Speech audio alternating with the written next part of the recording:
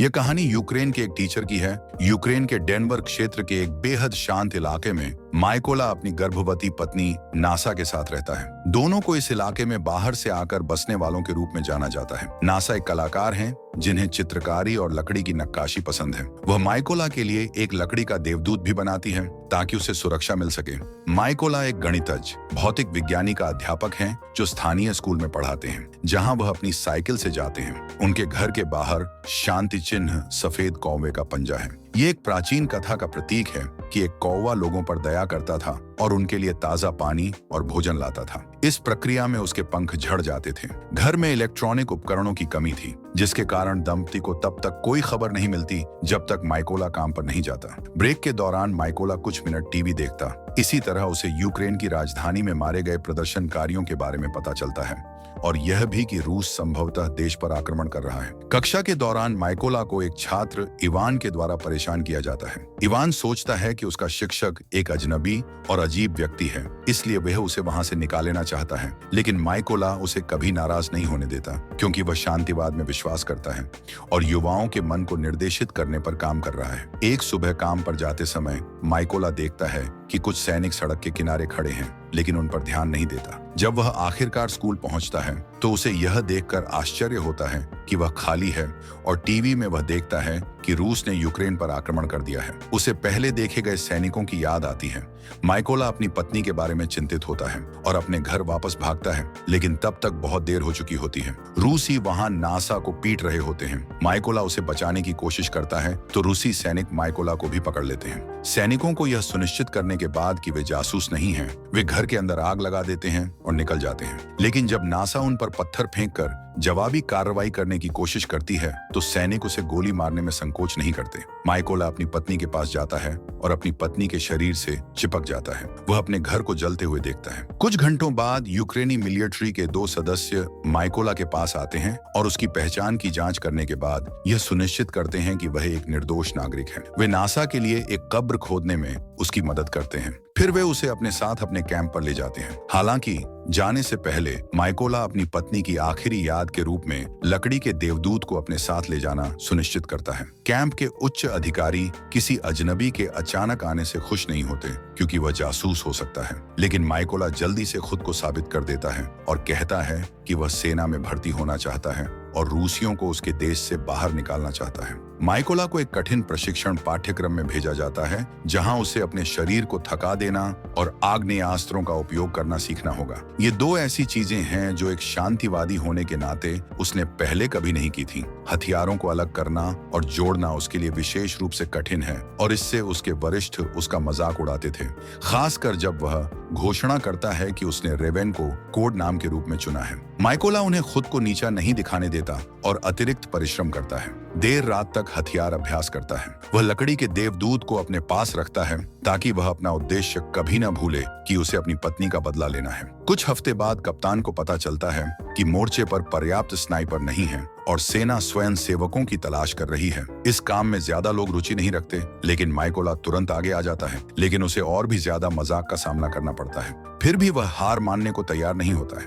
माइकोला खुद को साबित करने के लिए एक चुनौती स्वीकार करता है। वह आंखों पर पट्टी बांधे हुए एक यार्ड से 48 को 20 सेकंड से भी कम समय में अलग अलग करके फिर से जोड़ देता है। अंततः सभी का सम्मान अर्जित करता है। अब वे उसे रेवेन भी कहने लगते हैं, क्योंकि वह स्नाइपर का सैद्धांतिक हिस्सा चाहता था। गणित और भौतिकी के अपने ज्ञान के कारण माइकोला को प्रशिक्षण आसानी से मिल जाता है। अध्यापकों से भी तेजी से गणना करने में सक्षम होने के कारण वह सबसे पहले वाले नियम का पालन करने में भी माहिर है, जो कि बिल्कुल स्थिर और शांत रहना है। भले ही कोई प्रशिक्षक उसके पास जमीन पर गोली चलाए, दुर्भाग्य से वो टर्निंग अच्छी नहीं करता, जिस कारण से उन्होंने उसे बाकी सभी से अलग हथियार दिया है, एक ऐसा बंदूक जो युद्ध के लिए उपयुक्त नहीं है, स्नाइपिंग। जब भी माँ का इस ओर इशारा करता है, उसे एक बार फिर इससे निपटने के लिए कहा जाता है। माइकोला हार मानने से इनकार कर देता है और एक योजना बनाता है, ये साबित करने के लिए कि वह क्या कर सकता है। आखिरी स्नाइपर परीक्षण रात के समय होता है और प्रशिक्षकों को प्रशिक्षक द्वारा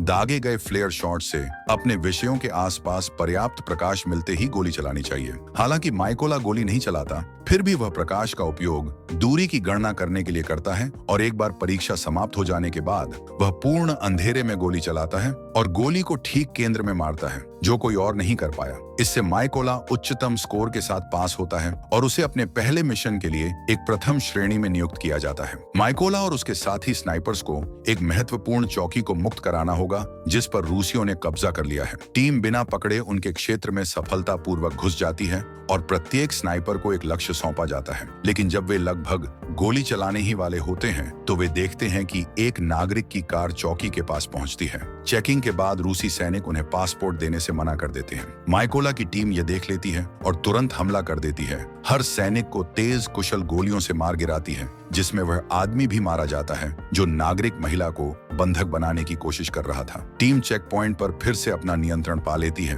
और अपने देश का यूक्रेनी झंडा फहराती है। जब वे वहां से लौटते हैं तो माइकोला को पता चलता है कि उसके साथी किसी दूसरे मिशन पर चले गए हैं। अगले दिन जब दूसरी टीम वापस आती है तो माइकोला को सबसे बड़ी खबर मिलती है। उसका एक दोस्त दुश्मन के स्नाइपर के हाथों मारा गया है।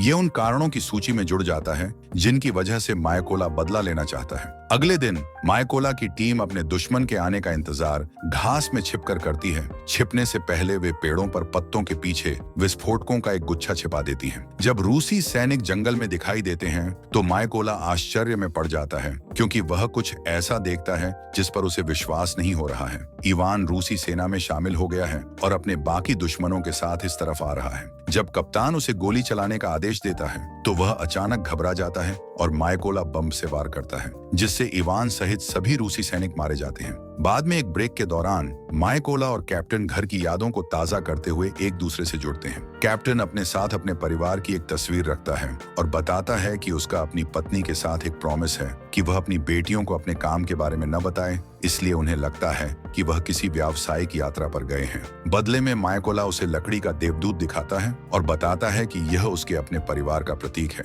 कुछ दिनों बाद यूक्रेनी सेना सीमा पर खाइयों को सुरक्षित करती है ताकि स्नाइपर टीम वहां रुकर रूसी सेना पर नजर रख सके हैं, जो इस क्षेत्र पर आक्रमण करने की तैयारी कर रही है। माइकोला हर समय देवदूत को अपने साथ रखते हुए अपने काम पर लगा रहता है। एक दिन जब वह देखता है कि आने वाले रूसी सैनिकों के बीच वह आदमी है जिसने उसकी पत्नी को मार डाला था, तो वह अपनी सामान्य शांति खो देता है। बदला लेने के लिए बेताब हो जाता है। माइकोला बार बार गोली चलाने की अनुमति मांगता है और कप्तान हर बार उसे मना कर देता है, क्योंकि दुश्मन अभी सही स्थिति पर नहीं है। आखिरकार माइकोला इंतजार करते करते थक जाता है और फिर भी गोली चला देता है, जिससे सैनिक तो मारा जाता है, साथ ही दुश्मन के एक छिपे हुए स्नाइपर को लोकेशन का पता भी चल जाता है, जो तुरंत जवाबी कार्रवाई करता है और कप्तान को मार देता है। जैसे ही रूसियों ने उन पर गोलाबारी शुरू की, माइकोला कप्तान के शरीर को हर गोली और हर बम से बचाते हुए मैदान में घसीटते हुए सुरक्षित ले जाता है। घंटों बाद माइकोला आखिरकार चौकी वापस पहुंचता है तो अपने वरिष्ठ अधिकारी से वादा करता है कि कप्तान को मारने वाले स्नाइपर का पता लगाएगा और अपनी गलती की भरपाई के लिए खुद को अकेले ही मिशन में झोंकने का फैसला करता है। उसके स्नाइपर कौशल भी बेहतरीन है और वह कई रूसी सैनिकों को मार गिराने में कामयाब हो जाता है, लेकिन बिना किसी की मदद के कारण वह बहुत जोखिम भरा हो जाता है और दुश्मन की गोली लगने से उसका हाथ घायल हो जाता है। माइकोला वहां से सुरक्षित निकल जाता है। माइकोला ठीक होने के लिए एक गुप्त ठिकाने पर जाता है।